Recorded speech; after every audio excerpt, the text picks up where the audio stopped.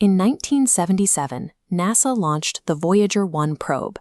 Today, it sits 19 billion kilometers away, sending data back from interstellar space.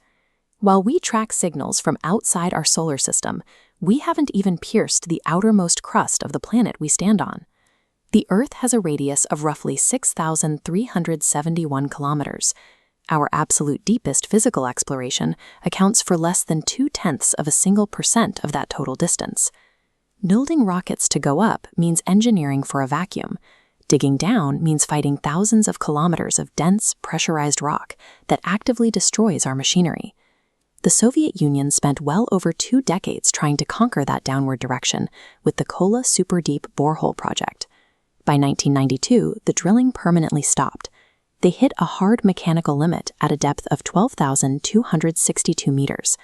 Down there, the subterranean temperature spiked to 180 degrees Celsius. The ambient heat physically melted the drill bits, making further progress impossible. Looking at this cross-section diagram of the Earth, you can see the scale of that failure. A 12-kilometer hole is barely a microscopic scratch compared to the 6,371 kilometers stretching down to the center. Past that tiny threshold, the physics of our surface world stop working. Standard engineering fails entirely, and the environment is governed by alien, extreme physical laws. If you could somehow survive past the crust and drop through the shifting layers of the mantle, the environmental hostility scales exponentially. By the time you reach the center, the temperature peaks at approximately 6,000 degrees Celsius. This internal heat matches the temperature of the sun's turbulent, fiery surface. At that exact same depth, the pressure hits 3.6 million atmospheres. That level of compression would instantaneously crush and vaporize any known material on Earth. The core is an environment that mechanically prohibits any human presence or mechanical intervention. Even if you could survive the trip, the physics of how you experience the world would invert, starting with gravity. We can explain this using the shell theorem. This is a principle of classical mechanics stating that a uniform spherical shell of matter exerts no net gravitational pull on an object inside it. When standing on the crust, all 5.9 septillion kilograms of Earth's mass sit below you, with force vectors pointing toward the center.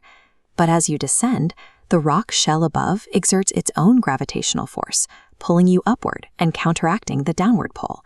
Your net gravitational pull is determined exclusively by the mass located between your current position and the exact center. Once you reach the geometric center, there is no more mass beneath you. The gravitational forces pull equally outward in every direction. Those symmetrical forces cancel each other out completely. The heart of our massive, heavy planet is a localized state of absolute zero gravity. Surrounding that center is the outer core, a massive, dark ocean of liquid iron and nickel in a state of violent convective boiling. Because the planet is spinning, these boiling metals are subjected to the Coriolis force. This is a rotational phenomenon driven by Earth's spin that deflects moving fluids into complex, twisting patterns.